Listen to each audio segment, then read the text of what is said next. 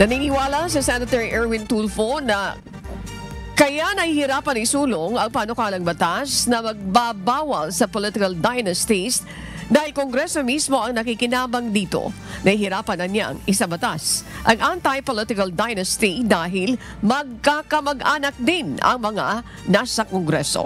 Sa isinagawang pagdinig sa Senado, kinuwestiyon ng Senador ang malabong definisyon ng political dynasty sa Article 2, Section 26 ng 1987 Constitution.